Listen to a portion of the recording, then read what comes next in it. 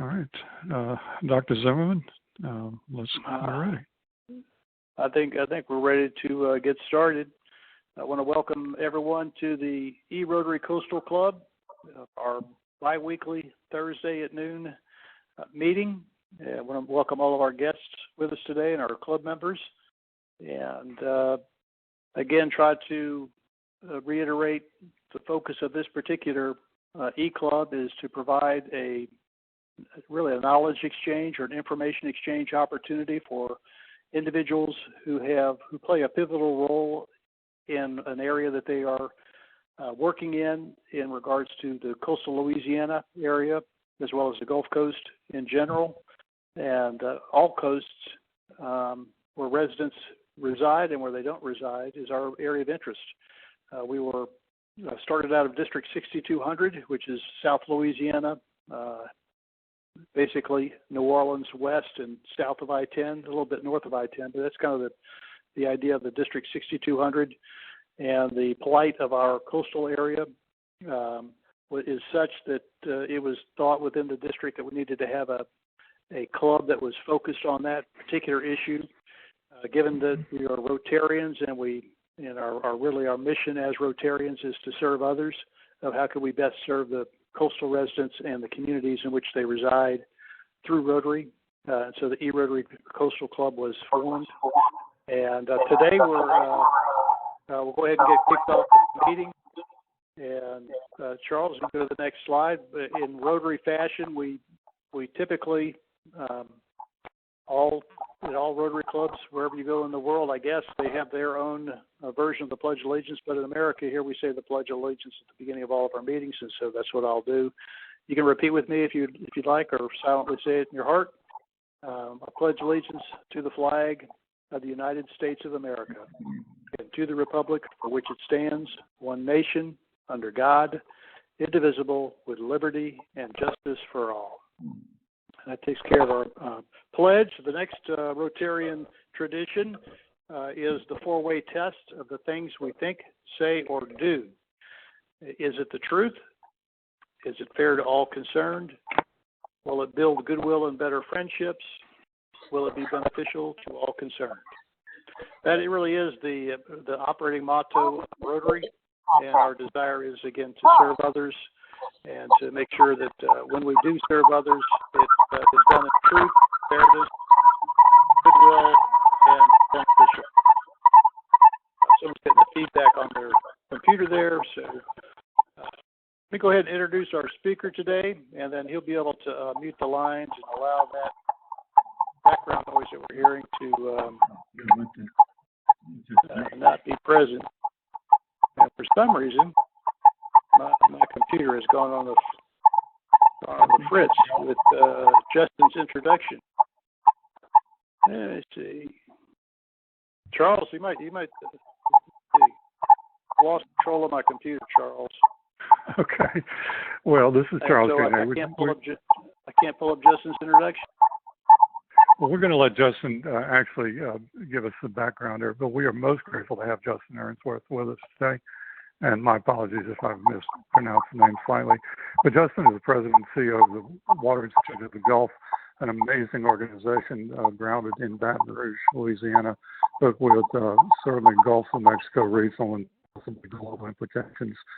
Justin brings a lot of expertise in water issues and engineering and all the pieces that goes along with it. He's a self-described science-based organization, but again, the ground foundation for a lot of the stuff that's yet to come. So, Justin, we're going to go ahead and pass the presenter role to you, and we're just so happy to have you today. Well, thank you very much. This is Justin Ehrenwerth. I am now. So hopefully you can still hear me, and you are on mute, so we can not have that background noise. But I really am very grateful for this opportunity and the introduction of this organization and the way that you think and are organized. I just respect so deeply, and to have the opportunity to speak with you is a real personal privilege, because the way that you are organized and your mentality is precisely what we need to save coastal Louisiana. And the title of this talk, to the extent that it has a title, is really focused on collaboration and on us doing this thing together. The challenge that we face in coastal Louisiana, it is an existential crisis, and there's no doubt about it.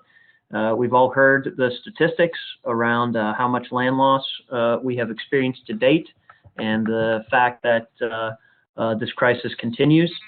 So this presentation is about some of what we can do about it. And I'll tell you a little bit about the Water Institute. We are one of many organizations very proud to work on this set of issues.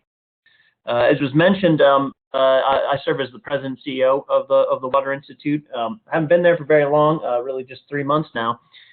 Briefly, my background is don't hate me for saying this, I'm a lawyer by training. But I haven't practiced law in a while. And on my first day at the Water Institute, at 9:05, one of my colleagues said, "When is it too early to start telling lawyer jokes?" And I said, "It's too early to start telling lawyer jokes." But no, anyway, I'm a lawyer by training, and I came to this work. I was working at the United States Department of Commerce in Washington, D.C. In 2009, 2010. And when the oil spill happened, one of the things not everybody knows about the Commerce Department is that's where NOAA, National Oceanic Atmospheric Administration, that's where NOAA is housed. And so I was a lawyer working on NOAA issues and got very involved in the response to the spill.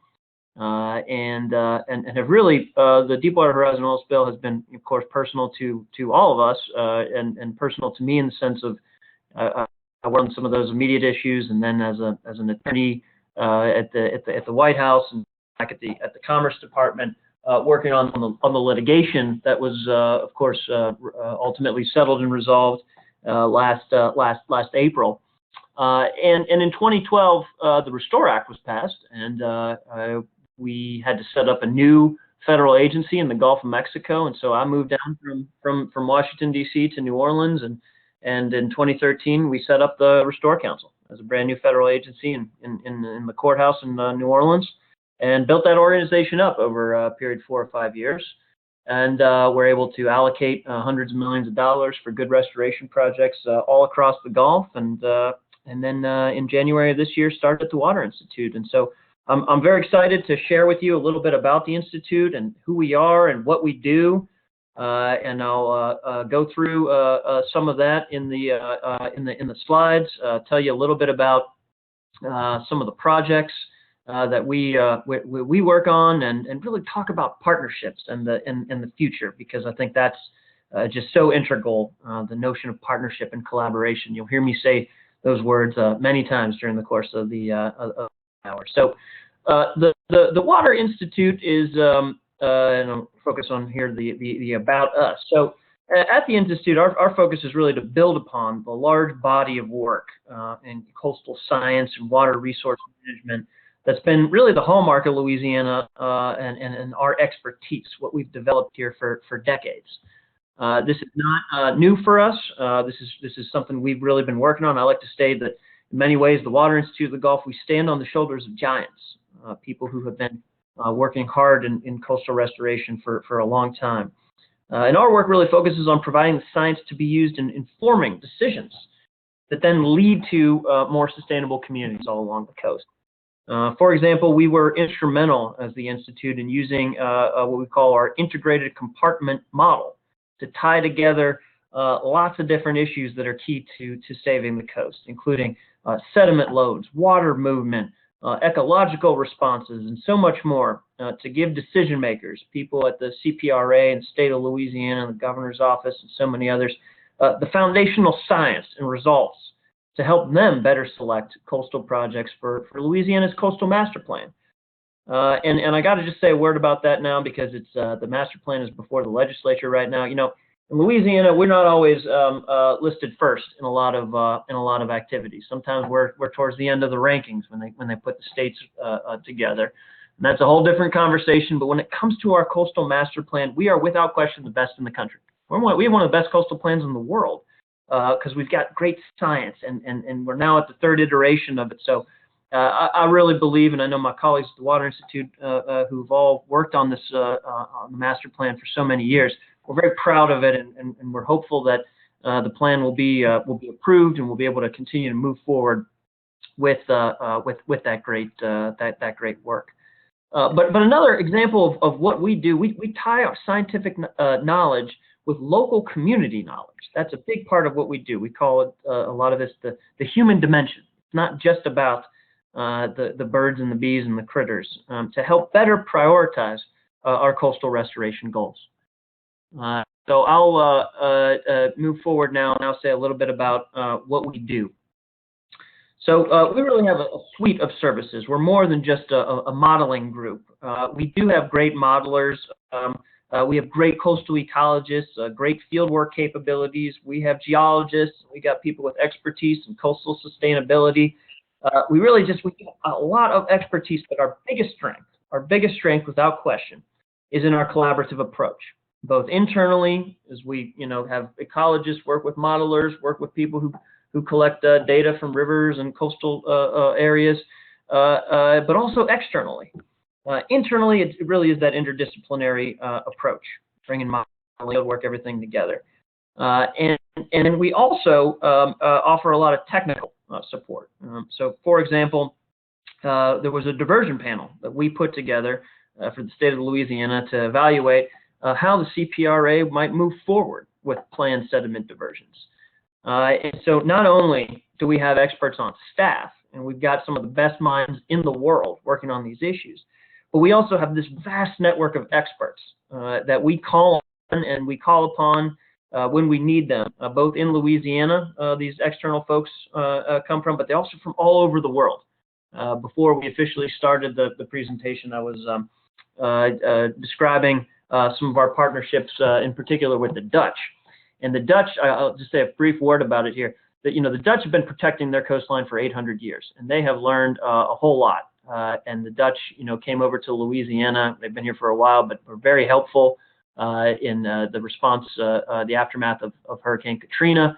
They are the Water Institute. They are our deep partners. In fact, we are in many ways as an institution modeled on a Dutch entity called Deltaris. And so I just wanted to mention that we partner with lots of organizations in Louisiana and around the country, but we have a very special relationship with our friends in the Netherlands and the Deltaris in particular. But let me talk about some things closer to home here. And I'm just allowing, I got a little notice here. Every now and again, I got to pause and I'll let some people join. So I apologize when I need to pause and hit that button there. But welcome to the new 8 people who just joined. So in coastal Louisiana, here at home, this is, we know what we're facing here. More than 1,800 square miles of coastal land loss since the 1930s. That is just an incredible loss. Its entire place names, from towns to water bodies, are gone from the Louisiana maps in just the span of a single generation. And while the numbers may be different, there are communities, states, and countries around the world who are facing these very same issues. And I always like to say, in Louisiana, we like to think that we are special, and God help us, especially around Mardi Gras, we are very special, but we are not unique. The issues that we face here are not unique, and there are places all over the world, deltaic environments around the world, where they are looking for science-based answers to help guide solutions in the most efficient and cost-effective and beneficial way to ensure that really the sustainability of their communities into the future. And this is something that Louisiana, and that we're proud of the Institute to play a part of this, that we can export, that we can lead. And this great body of research and around community flood mitigation, strategies for adaptation, it's a real area for us to not only do what we need to do here at home, but be able to be real leaders on this set of issues around the world. To move on, I'll move to our next slide. One of the challenges here, of course, is that there is no silver bullet. It takes an integrated approach to address the coastal issues, whether here or beyond our borders. And it's not just to find the answers. Those answers need to be applied to the serious challenges that face our coastal communities. And our role at the Institute is on the front end of processes, and what we do is, through providing monitoring and adaptive management, planning, project development, informing the engineering and design of projects and a science-based approach. That's what we do, and the decisions of what course of action to follow, along with the construction and then the operation of any of these solutions, that's then left to the local, state, federal, or whatever entity is looking at that. So to put simply, our goal at the Water Institute is what we do and what we're proud to say we are world leaders in this, is to use cutting-edge science to provide the best answers possible to the most challenging coastal and deltaic solutions situations in the world. Now, of course, Louisiana is our home and will always be our focus, yet there's a real need around the country and the world for the work that we and many of our partners have done in Louisiana. And back here at home, you know, one of our biggest projects that we've worked on in the last several years has been our efforts, the big set of issues involved in providing foundational science for large parts of Louisiana's 2017 Coastal Master Plan.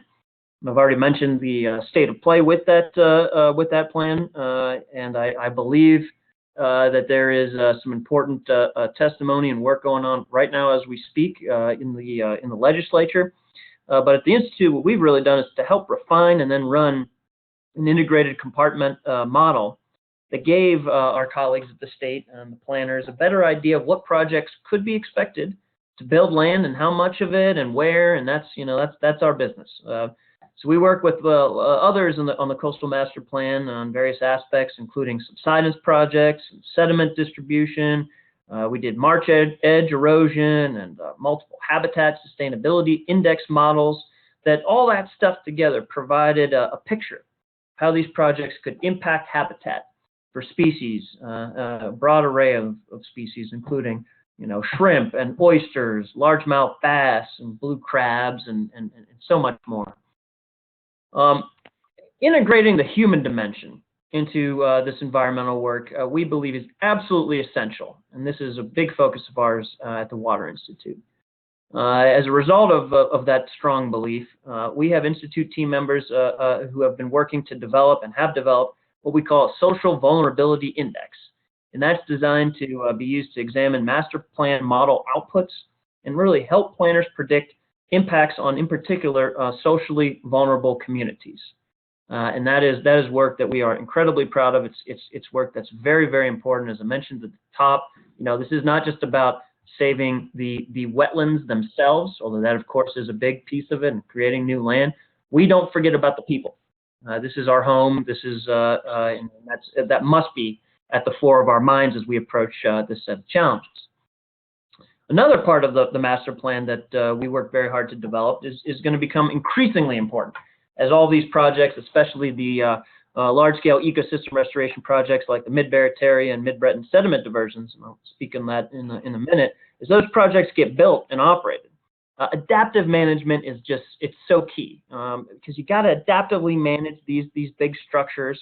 It's essential because, you know, we do our best in the modeling to predict what the outcomes of diverting massive amounts of water and sediment from the Mississippi River, but until the spigot is really turned on, there is not 100% certainty in something like this, and that really is the scientific process.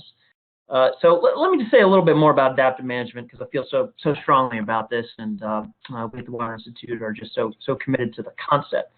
I'll give you an example. So the Mid-Barataria diversion, it's scheduled to be the first of a number of river diversions that are built by the state with the specific goal of building land.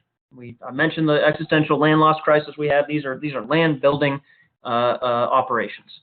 The Army Corps of Engineers estimates that it'll be about 5 years, 2022, before all the permitting is completed and construction can begin. And the state has said it wants to start construction earlier than that. They've said they want to start construction in 2020. So whatever the case may be, what we know for sure is that there are many hurdles to overcome before an operation on that scale, like the Mid-Barataria diversion, can begin. But let's assume for the moment that the diversion is ready to start operating in, let's say, 2025. This diversion will have an operational plan that will dictate when the diversion is open, how long it remains open, and how much water is allowed to flow through into the marsh. And let me locate it, but I'll click to a map in a moment. But just briefly to take a step back, the goal of this, of a diversion of this nature, is what you want to do is you want to harness the power of the Mississippi River. You want to harness the power of the river because of the sediment loads that the river contains. And when you're trying to create land, you want to get as much of the sediment as you possibly can with as little of the fresh water as you possibly can, because there are, of course, impacts that injecting fresh water into an area like this have, as have been discussed for a long time and by many different people. So let me show you on the map here where we're talking about when we talk about Mid-Barataria. You see it located in southwest of New Orleans along the west bank of the Mississippi River. This is a very strategic choice of location by the state of Louisiana, and an area that we support from scientific perspective for a variety of reasons that we can get into. So this next slide, and hopefully you'll start to see the animation. I think this is one of the coolest things you'll see. This really depicts and shows you over a 10-year period what we think and our models show the Mid-Barataria diversion will do. It's very impressive to see just how the new delta could grow during that time as we start harnessing the power of the river more effectively. So during those 10 years of the 50-year project, our model suggests the diversion is going to transport 43 million metric tons of sediment from the river into the coastal marshes to the west. And I just find personally here, I admitted to you at the start, I'm a lawyer by trade. I look at something like this and I just think, you know, sometimes a picture can tell a thousand is better than 1,000 words. And I find this image to be so compelling because this isn't just, you know, some just rendering. This is on the very, very sophisticated modeling that the Water Institute has really built. We've really built our reputation on. And let me try to put this in context. For comparison, it would take more than 1,950 dump trucks of material to haul that same amount of sediment that I just mentioned. So this amount includes sand and silt and clay in that total. And dredging can only tap into 4 million tons of sand per year, meaning that the majority of the sediment in the Mississippi River, silts and clay, they can't be dredged, but only captured by diversions. So just to editorialize here for a moment on this point, you know, there are some people who say, you know, well, what we need to do is only dredge, and some people say only pipe. And when you see a comparison like this, and the slide is called efficiency and sustainability, not only do you see the magnitude of what a diversion can do and how it can build back land, but I think that sustainability piece is very important. Because, you know, to build a diversion it's not cheap to build one of these structures. But once you build it, in addition to having the impact that it does, it's something that's sustainable. We are harnessing the power of nature when we talk about diverting the mighty Mississippi. So adaptive management, as I mentioned, it really comes into play if it's determined that there could be a better way of operating the diversion once some of the monitoring and operation has taken place. So, for example, say we do this and we found that opening the diversion in the spring doesn't do as much good as opening the diversion at a higher flow rate in the winter. Well, adaptive management lets us and the managers and everybody get in there and make science-based decisions to change the operational plans based on that updated information. So this is going to be an essential part of long-term restoration as long-term restoration continues in the state, to have this constant feedback loop, to constantly be adaptively managing our work. We're putting forward our best ideas, but they're going to get better and more refined over time. That's part of the scientific process, but you know, it's really, look, it's part of just life. You learn as you go. So our work doesn't just involve the master plan. As I said, we're very proud of that work, but there's other stuff that we do that I'd like to spend a few minutes talking with you about. And on your slide, you see just a sample of some of the monitoring plans and synthesis projects that we've done at the Institute to help evaluate not only ecosystem impacts from restoration activities, but human impacts and the potential for better community input into that process as well. So combining community perspective with science-based observation and study, that allows us all to take a more holistic view, not only of the challenges, but the potential solutions in a world where there's never enough money to do everything. We just, as much as the BP oil spill, we would never ask for it, but there's a great opportunity there. There's going to be $16 billion that comes to the Gulf of Mexico over the next 15 years for restoration. That is a massive opportunity, but it ain't even close to enough to do everything we want to do around the Gulf, and certainly here at home in Louisiana. So that's constantly a challenge. But it's really these kinds of synthesis projects that give planners and decision makers a bigger and clearer picture of how an area has developed, what communities value, and how restoration and risk reduction can be done in the most cost-effective fashion. Sometimes our work develops into something larger, like the Louisiana Coastal Atlas, which the cover of is on your screen. We're very proud of it. It was published this spring through LSU Press, and this Coastal Atlas it captures in an accessible visual form the effects of more than a half a century of the geographical change and human behavior in Louisiana. You see, population shifts aren't always attached to a hurricane's damage, and population growth, that's not always going to be associated with industrial opportunities. The book's author, who's our great colleague and friend, Scott Hemmerling, he's the Water Institute's director of our Human Dimensions team. He helped create a very good overview picture of Louisiana trends that can help coastal planners, government officials, scientists, residents, everybody, organizations anticipate and negotiate hazards that are still to come. So this is just one example of Louisiana's know-how, which is in great demand around the world as communities and countries, as we all grapple with these familiar issues of coastal erosion and how do we build sustainable communities. So I'm very proud of what Scott has done here, and all of our colleagues are. This is not meant to be a pitch, but I think this book is not only a wonderful thing for people who do this for a living.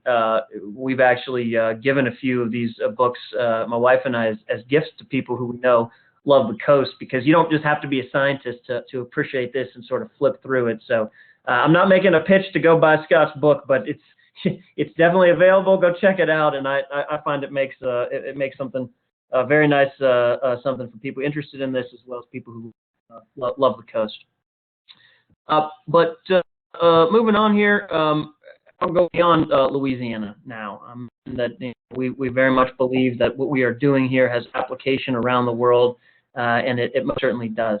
From Fiji to the Mekong Delta to the coast of Chile, our expertise we've developed in coastal issues and deltaic issues can really help provide direction and answers to leaders looking for good science on which to base some decisions. So in the Mekong Delta, we perform field investigations, and we've done numerical modeling to provide guidance on issues that are very familiar to us, such as saltwater intrusion. I'll tell you, one of our colleagues came back not too long ago from the Mekong Delta, and he said, it's almost like looking in a time machine. It looks like the Mekong Delta looks like the Mississippi River Delta 50 years ago. They're just starting to feel some of the effects that, we are, the damming of the rivers in the area, reducing the sediment loads. You got people same kind of, who rely on fisheries and seafood production. A lot of similarities. So there's real opportunity for us to help folks in that part of the world. Same in Chile. In Chile, we're working with Harvard University. They have the David Rockefeller Center there for Latin American Studies, and we're working with them to improve community sustainability and all around the Pacific Islands. And we're working with the Secretariat. So it's not just in Chile, but in the Pacific Islands as well. We're working with the Secretariat there of the Pacific. It's called the Pacific Regional Environmental Program to help them in offering science-based answers to so many of the challenges faced by living in a coastal environment, such as what we know so well here, shoreline erosion, and what prevention techniques we can bring to bear there. So I really think this is it's the start of a whole new Louisiana purchase. Except this time, what we're doing is we're offering the knowledge, science, and the experience to help coastal communities all around the world. But no one entity can do this alone. Obviously, this is a presentation about the Water Institute, but nobody does this alone. We don't do this alone. It's going to require collaboration across disciplines between state government, federal government, nonprofit organizations, engineering firms, other research organizations like the Water Institute. We got to do this thing together. And when I was getting ready to take this job, there was somebody who said to me, Justin, you got to be careful. There are people out there who they see the Water Institute as potential competition. Everybody's trying to go after money and trying to get things done, and I totally reject that notion. We are not in competition with one another. There is some competition out there, and our competition is sea level rise and subsidence and getting ourselves ready for the next storm. That is our competition, not one another. So that really, I think, kind of ties together what I wanted to talk about. That we've got some great capabilities here. You see on the screen now. This is a little picture of not everybody could make this event, but maybe a chunk of the Water Institute staff, and we're standing there on the site of what will be our new building. We're very excited about this. That's in Baton Rouge. You can see the I-10 bridge in the background there, and we're very grateful to our partners at the Baton Rouge Area Foundation.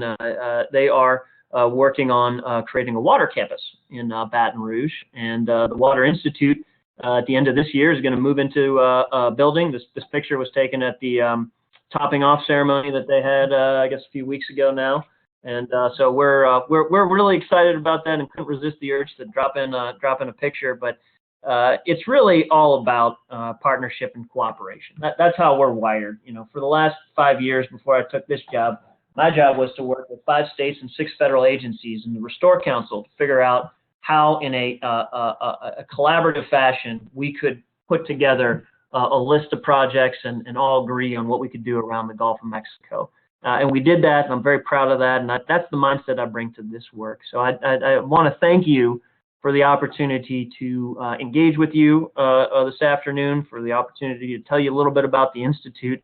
But my presentation here does close with an ask. In addition to saying thank you, my ask to everybody on this webinar, on this call, is to help us. Help us think about how we do this together. Help us figure out the right way to partner with you, with organizations that you know, because to get this right, we're at a critical moment. And to get this right, it's going to take all hands on deck. All the best thinking, the best science, the best engineering, the people who are committed to making this a success. We need your help. So my contact information is there. I'll give you my my email address, and you can find us through our website, waterinstitute.org. We need your help. We need your advice, and so please, I hope that you found some of these comments to be interesting and useful. But most importantly, please share your ideas and thoughts with us as to how we might be able to better and tackle these issues. So with that, hopefully we have some time for some discussion. But I defer to the real bosses, the people running this webinar. Thank you, Justin. It was a fantastic presentation. If you've got your device on, the phone on, if everyone can silence their phone or their computer, we're getting a feedback on the line. There you go. That was perfect. Whoever that was. I was very interested, Justin, in finally hearing what the Water Institute was as far as the services that you're providing. The idea of the challenges that we face along the Gulf Coast are massive, and that it is a global phenomena. Those who live on deltaic coasts with major river bodies that are being levied are experiencing similar plights, as Louisiana was also very interesting to know. And that because of the magnitude of effort is also expanded greatly. And I think that's really what you were able to cover here in regards to the Water Institute's role in addressing some of these issues, is that you can, through the Institute and through the partners of the Institute, develop those alliances and with other organizations to really tackle some of these big issues. And so that, I was very impressed by it, and look forward to seeing you all housed in your new campus there on the Mississippi River by the Mississippi River Bridge. And Charles, let you make some comments, and then we'll open it up for see if anyone has any discussion questions. The mics are open. If there are questions, you can also post questions by the chat, which is the second level on the left. Any questions? Well, very good. Well, we have, again, this initiative continues to grow and to build. That we have the depth and experience of Justin and others like him today, speaks to the critical nature of the topic. And we're grateful for all of you for joining us today. And Justin, thank you for joining us. We hope that you'll remain involved in our initiative. We certainly could use your direction and advice as well. Well, I really appreciate that, and I look forward to remaining engaged. I applaud your mission and the way you're going about it. I also think it's very cool in the way you're using technology to be able to bring people together for a meeting that, physically we probably wouldn't be able to get as many people from such a broad geography all in the same place. So I'm really grateful for this opportunity and to remain engaged. Great. Well, thank you for everybody's attention today. We'll meet again in 2 weeks. We'll have Lenore Curall with the United Home Nation. She'll be speaking on the cultural impacts of moving the community. The United Home Nation community is one of the first communities that physically is retreating from a vanishing coastline. Another fascinating presentation. Well, thanks to everybody, and we'll see you in a couple of weeks. Thanks very much. You all have a great day. Bye. Bye.